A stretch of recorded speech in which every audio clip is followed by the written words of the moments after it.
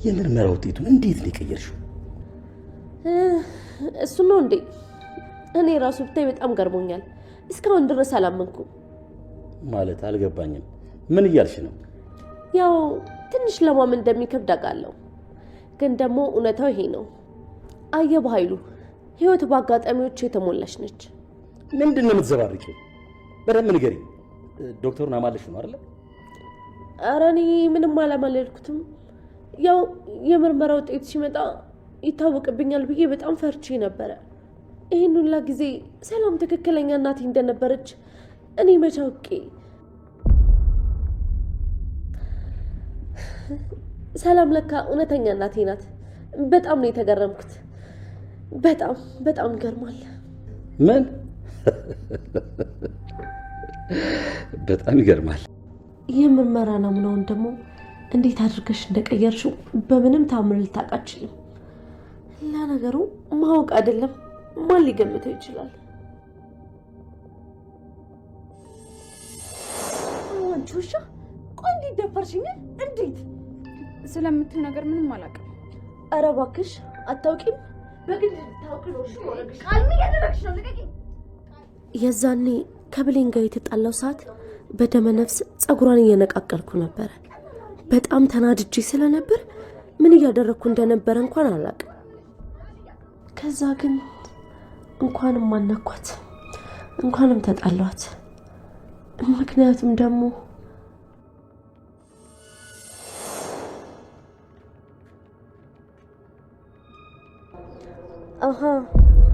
ለካ ጸጉር ነው ለናሙናው የሚፈለገው። ስለዚህ ይህን የብሌን ጸጉር በራሴ ጸጉር ፋንታ ቀይሬ ለናሙናው ብሰጠው ልጅነቴ የተረጋገጠው ማለት ነው አይደለ? ከሷ ጋር በመጣላቴ ምክንያት የብሌንን ጸጉር። ሰላም ሰላም፣ ወደ ቻናሌ ቤተሰቦች እንዴት ናችሁልኝ? እንኳን ወደ እኔ ቻናል በሰላም መጣችሁ። አደራ አደራ ድራማ እንግዲህ አደራ ድራማ በባለፉት ክፍሎች ላይ የብሌን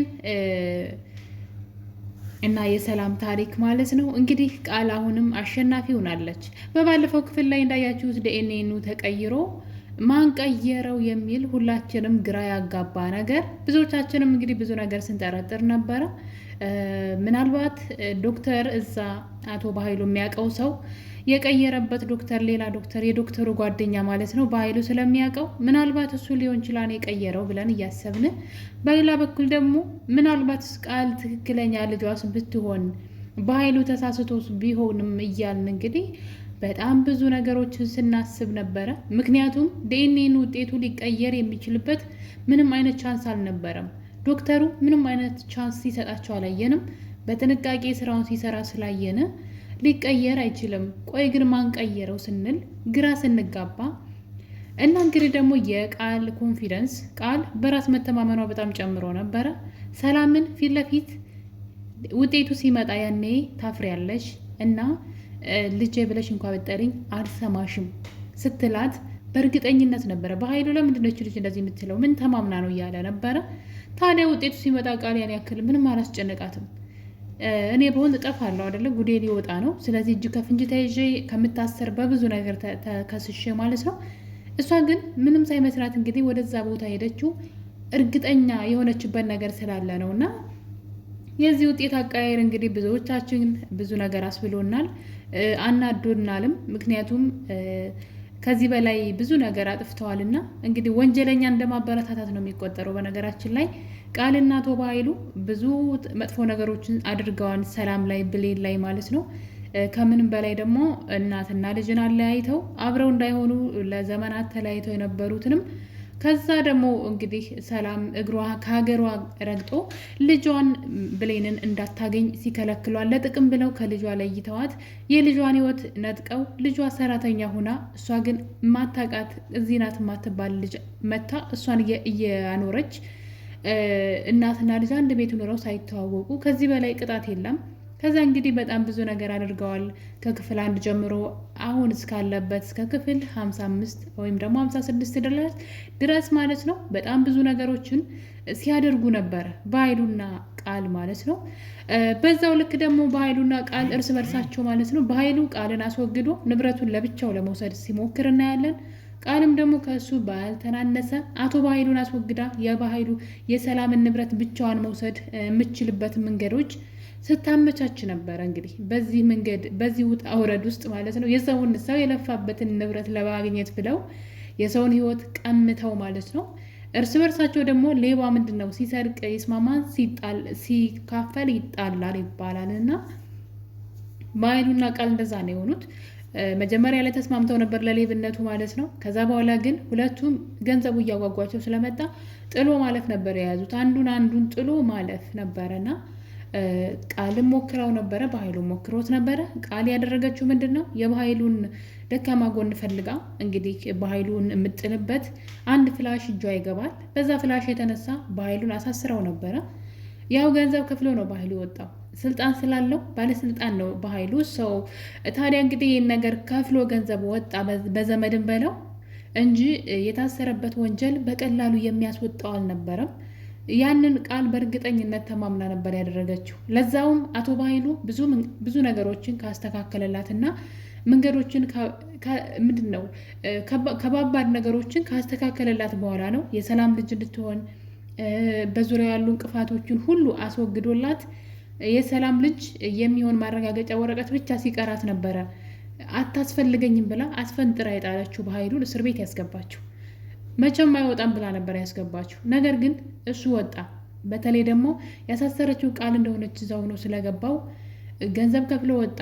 እንግዲህ እሷ ደግሞ ሳሚን ያሳሰረ ብላ ከሳሚ ጋር እያያዘችው ማለት ነው። ምክንያቱም አልጠበቀችም፣ አይመጣም ብላ ነበረ። እቅዷ ይሄ ነበረ። በኃይሉ ደግሞ ምንድን ነው ያደረገው? አልማዝ ሳትሞት ሞታለች በማለት ማለት ነው እንግዲህ ከቤት ደብቆ አውጥቶ ይወስዳታል ማለት ነው። ሰላም እንደሞተች ነው የምታውቀው። ለእሷ ብዙ ገንዘብ ከፍለዋል። ሌላ ቦታ ደብቋ ካስቀመጣት በኋላ በእሷ በኩል በጣም ብዙ ሚሊዮን ብር ሰላምን ጠይቋት ነበረ። አልማዝን ገሌ ስቀብሪያት አይችሻለሁ፣ ስለዚህ ይህን ያክል ገንዘብ ካላመጣሽ አሁኑኑ አሳስርሻለሁ የሚል ማስፈራሪያ በኃይሉ በአቋራጭ የሰላምን ንብረት ለመውሰድ ፈልጎ ነበረ።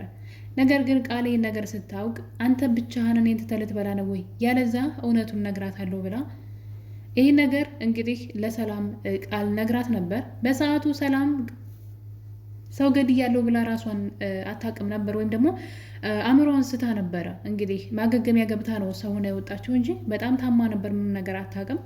ነገር ግን ቃል ይህን እውነት ወስዳ ስትነግራት እናያለን። ታዲያ እንግዲህ በዚህ በሽኩቻ ውስጥ ነው ያለፉት ማለት ነው። አንደኛው አንዱ ለሰው ንብረት ነው እንግዲህ ሰው ገንዘብ ለሆነ ገንዘብ ለሚሰርቁት ገንዘብ እንኳን አልተስማሙም ነበረ። በመጨረሻም እንግዲህ ሳሚ በተናገረው በለኮሰው ሰዓት ምክንያት ማለት ነው ቃሌ ሰላም ልጅ አይደለችም የሚል ወሬ ሰላም ከሰማች በኋላ ዶክተር የራሷን ታማኝ በጥንቃቄ ለዛው እስከዛሬ የተጫወቱብኝ ይበቃኛል ብላ አንዳንዴ በሰላም ራሱ መፍረድ አይቻልም። ሰላም እንደዚሁ አልተወችም፣ ወንድሟን አላመነችም። ከዛ በኋላ ልጄ ናት ብላ እንግዲህ 10 ዓመት ቆይታ በኋላ ያገኘቻትን ቃል ራሱ ከቤት ነው ያስወጣቻት እና በጣም ብዙ ውሳኔዎችን ወስና ነበረ። በቃ ይሄ ምንድን ነው የሆነ ነገር ታግሳችሁ ሲደክማችሁ የምትወስኑት ውሳኔ ማለት ነው። ሰላም እንግዲህ እንደዚህ አይነት ውሳኔዎችን ወስና ነበረ። ታዲያ እንግዲህ ቃልንም ከቤት አባራለች፣ በኃይሉንም ሳይቀር ከቤት አባራ ራሷ ብቻዋን በድብቅ ነበር ስራዋን የሰራችው። ዶክተር በጣም ታማኝ የማይገልጸው ዶክተር ማለት ነው። ዶክተር አዘጋጅታ እንግዲህ ስህተት እንዳይፈጠር ወይም ደግሞ ተጭበረበረ እንዳይባል ለአንዴና ለመጨረሻ ጊዜ እውነቱን ለማወቅ የራሷን ዶክተር አዘጋጅታ ባደረገችው ምርመራ መሰረት ልጇ ቃል ሆና ተገኘች። አስቡ እንግዲህ። ታዲያ ይህ ነገር ለብዙዎቻችን ጥያቄ ፈጥሯል። ማን ነው ይሄን ያደረገው? ማለት ሰውየው እጁን ለመታጠብ እንኳን ሲሄድ ምግብ ሊበላ ቦርሳውን አንግቶ የሄደ ሰውዬ ነው እና ቦርሳውን ከአጠገቡ ለሰከንድ እንኳን አይለይም። ከዛ በኋላ ደግሞ በጣም ብዙ ገንዘብ በሌሎች ነገሮች ሊደልሉት ሞክረው ነበረ። እንግዲህ ሁሉ ፈተና አልፎ ዶክተሩ ይህን ምርመራ አድርጎ ከፊታቸው ነው ወረቀቱን የታሸገውን ውጤት የከፈተው። ልጅቷ የቃል ልጅ ሆና ተገኘች። ታዲያ እንግዲህ በዚህ የተነሳ አቶ በኃይሉ ደግሞ የዶክተሩን ጓደኛ ያውቀዋልና ምክንያቱም በዛ ውጤቱ ሊከፈት ሲል አቶ በኃይሉ ደንግጧል። የሚያደርገው ነገር ጠፍቶታል። ያለው አማራጭ አንድ ነገር ነው፣ ዶክተሩን ማስፈራራት ነው። እንግዲህ ታዲያ ከዶክተሩ ጓደኛ የዶክተሩን ስልክ ተቀበለ። እንግዲህ ይቅርታ ስሙን ስላላወቁት ነው ከዶክተሩ ወደ ዶክተሩ ምለውና ተቀብሎ እዛው ድምፁን ቀይሮ ነበር ዶክተሩ ጋር ደውሎ ውጭ ወጥቶ እንዲያወራው ካደረገ በኋላ አንዴ በገንዘብ ከዛ ደግሞ በእናቱ ሲያስፈራራው እናትህን እገድላታለሁ ብሎ ሲያስፈራራው ነበረ። ታዲያ ሁሉ ነገር ፈተና አልፎ ዶክተሩ ውጤቱ አስቡት ያልጠበቅነው ውሸቱ ነው ሲመጣ እንግዲህ ማን ነው ብለን ሁላችንም ግራ ተጋብተን ስንጠብቅ ነገሩ ግን እንዲህ ነው። የዛን ቀን እንግዲህ ብሌንና ቃል ማለት ነው ቃል ተናዳ ከብሌን ጋር ትጣላለች። እናም የብሌንን ፀጉር ጨምድዳ ትይዛታለች ክላሷ ሄዳ ማለት ነው። እና እንዳለ ፀጉሯን ነቅላው ነበረ። ያንን ፀጉር እጇ ላይ ስታየው አንድ ነገር መጣላት። ጥሩ አጋጣሚ ነው ይሄ እኔን በዚህ መቀየር እፈልጋለሁ ትልና እንግዲህ ቃል ምን ያክል እኔ በጣም ነው የተገረምኩትኝና ለእሷ ራሱ ነገሮች እንዴት እንደተመቻቹላት በሰዓቱ ዶክተሩ አንድ ነገር ሀሳቡ ላይ ይመጣል። ብሌን ካጠገቡ ቡና እያፈላች ነበረ። ታዲያ አትኩሮ ብሌን ያያት ነበረ። ምክንያቱም ብሌን መጀመሪያ ላይ በር ሲያንኳኳ ስትከፍትለት የሰላም ልጅ መስላው ነበረ። ምክንያቱም በጣም ነው የሚመሳሰሉት፣ ወይም ደግሞ ሰላምን እራሷን ነው የምትመስለውና በእርግጠኝነት ልጇ እሷ ናት ብሎ አስቦ ነገር ግን እዛ ቡና እያፈላች ሰራተኛ እንደሆነች ሲነገረው በጣም ግራ በመጋባት ዶክተሩ ካጠገቧ ተቀምጦ ብሌንን አትኩሮ ያያት ነበረ። ብሌን ይሄ ዶክተር ለምንድን ነው የሚያይ ብላ በጣም ግራ ተጋብታ ነበር። ለምን ታየኛለህ ልበለው እንዴ እያለችም እራሷን መጠየቅ ጀምራ ነበር። ምክንያቱም ሙሉ ለሙሉ እሷ ላይ ነበረ ትኩረቱ የነበረው። ይሄ ነገር የሆነው እንግዲህ ከመጀመሪያው ጀምሮ በሩን ስትከፍትለት ከዛም ካጠገቡ ተቀምጣ ሲመለከታት ይቺ ልጅ የምትመስለው ሰላምን ነው። ቃል ደግሞ ምኗም ሰላምን የሚመስል ነገር የላትም። በዛ ላይ የሚታይባት ፍርሃት በዲኤንኤ ምርመራ ምክንያት ማለት ነው ናሙና ሲወሰድ ፈቃደኛ አለመሆኗ ብዙ ነገሮችን ዶክተሩ እንዲጠራጠራት አድርጓል። እና ብሌንን አትኩሮ እያየ እሷም ግራ ተጋብታ ለምን ያየኛን እያለች ባለችበት ሰዓት ነበር እንግዲህ የሰውየው ቀልቡ ወይም ደግሞ ሀሳቡ ሙሉ ለሙሉ ብሌን ላይ ስለነበረ ካጠገቡ ያስቀመጠው ቦርሳን በፍጹም አላስተዋለም። ይሄን አጋጣሚ ቃል ትጠቀምና እንግዲህ እኔ እንዴት እንደሆነ አስቡት። አጠገባቸው የተቀመጠ ቦርሳ ሲከፈት ቁልፉ እንዴት እንደማይሰማ ባላቅም እሷ ግን ያንን ቦርሳ ከፍታ እንግዲህ የእሷን ፀጉር በብሌን ቀይረው ነበረ። እዛ ብሌን ጋር ተጣልታ እጇ ላይ የቀረው ፀጉር ነው የብሌን ከስሩ ነበር የተነቀለው። ታዲያ እንግዲህ ቃል ይህን አጋጣሚ በመጠቀም ለእሷ በጣም መልካም አጋጣሚ ስለነበረ የብሌንን ፀጉር በእሷ ፀጉር ተክታ ለዶክተሩ ልካለች። ስለዚህ እንግዲህ አይቀየርም የተባለው ዲኤንኤን አቶ በኃይሉ ብዙ ነገር አድርጎ ሊሳካለት ያልቻለው ውጤት ቃል ግን ይህን ነገር ማሳካት ትችላለች ማለት ነው። ማንም በማይጠረጥረው መልኩ ምንም ሊጠረጠር የማይችል ነው። ማንም ሰው እንደዚህ ይሆናል ሊል አይችልም። ታዲያ እንግዲህ ነገር ምንድን ነው ካላችሁ የቃል እቅድ ምንድን ነው? ቀጣይ ቃል አሁን ላይ ልጁ አይደለችም ተብላ የመጣችው ቃል ትክክለኛ የሰላም ልጅ ሆና ተገኝታለች። ምንም አይነት ማስተባበያ ራሱ የለውም። እናም እንግዲህ ይህንን ሀሳብ ቃል አጥብቃ ይዘዋለች ወይም ደግሞ ሁሉም ሰው ጋር እየተከራከረችበት ትገኛለች። ሌላው ቀርቶ እዛ ስራ እንድትሰራለት የቀጠራትን በኃይሉን ሳይቀር ክደዋለች ማለት ነው። ነገሩ እንዲህ ነው እንግዲህ ለበኃይሉ እኔ ምንም ያደረግኩት ነገር የለም፣ እውነታው ግን እኔ የሰላም ልጅ ነኝ ብላ እንግዲህ ሀቁን ነግረዋለች። ልጠብቀውም ልታስበውም የማትችለው ነገር ቢኖር ብሌን ሳትሆን የሰላም ትክክለኛ ልጅ እኔ ነኝ እያለች ነው ቃል። በኃይሉ ውጤቱ እንዳልተቀየረ ያውቃል። እንዴት ብሎ ነው ቃል የሰላም ልጅ ልትሆን የምችለው የሚለው ነገር ግራ ገብቶታል። ምክንያቱም ብሌንን አይኑ እያያት ነው ያደገችው። እንዴት ብሎ ነው ቃል የሰላም ልጅ የሆነችው የሚለው ነገር በኃይሉ ግራ ጋብቶታል። ውጤቱን ቀየረች እንዳይል ደግሞ ሊቀየር የማይችል ነገር ነው። ይህንን አብሮ ከእሷ ጋር ቁጭ ብሎ አይቶታል። እና የቃል አዲሱ ድራማ እንግዲህ ብቻዋን ጥሎ ማለፉን ማለት ነው አሁን ላይ እንደ አዲስ ጀምራለች። እንግዲህ የቃል ሀሳብ ምንድን ነው? አሁን ላይ በኃይሉን እኔ ትክክለኛ የሰላም ልጅ ነኝ፣ ውጤቱ እንደዛ ነው የሚለው ማንም አልቀየረውም እያለች ነው። ታዲያ ይህን አጋጣሚ ተጠቅማ የሰላም ልጅ ወራሽ መሆን ትችላለች። በኃይሉ ምንም መከራከር አይችልም። ትላንትና እኔ ነኝ ያመጣኋት ከአንቺ እንደዚህ እንድታደርግ ወይም ደግሞ የአንቺን ንብረት ልጅ መስላ እንድትወርስና አንቺን ገላ እንድትወስድ ነው ቢላት እንኳይ ማረጋገጫ ዲኤንኤ አለ። ያልተቀየረው ማንም ሰው ይቀየራል ብሎ የማይጠብቀው ውጤቱ እሷ ትክክለኛ የሰላም ልጅ እንደሆነ ስለሚናገር በኃይሉ ራሱ የመከራከር መብት የለውም። በጣም ነው የሚገርመው። ይህን ድራማውን እንግዲህ በኃይሉ ላይ እንጀምረዋለች። በኃይሉን እኔ ትክክለኛ የሰላም ልጅ ነኝ፣ አንተ ለተንኮል ብታመጣኝም እኔ ትክክለኛ ልጇ ነኝ፣ አሁን ላይ እንደውም እሷን ግድያት ንብረቷን ሁሉ ወርሳለሁኝ እያለች ትገኛለች። በኃይሉ በዚህ ነገር ግራ ተጋብቷል። ሌላው ደግሞ በኃይሉን ከአጠገቧ ዘወር ለማድረግ የጀመረችው ድራማ ለሰላም እውነቱን እየነገረቻት ትገኛለች። እሱም እንግዲህ እኔና አጎቴ በተደጋጋሚ በመርዝ ልንገልሽ እየሞከረ ነበር እያለች ነው ቃል ማለት ነው።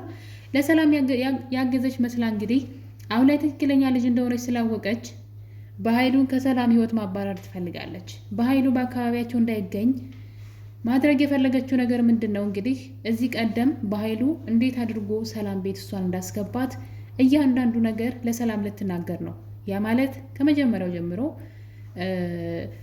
በኃይሉ ያንቺ ንብረት ለመውረስ ብሎ እኔን እንደ ልጅ አስመስሎ ወደዚህ ቤት ያመጣኝ እሱ ነው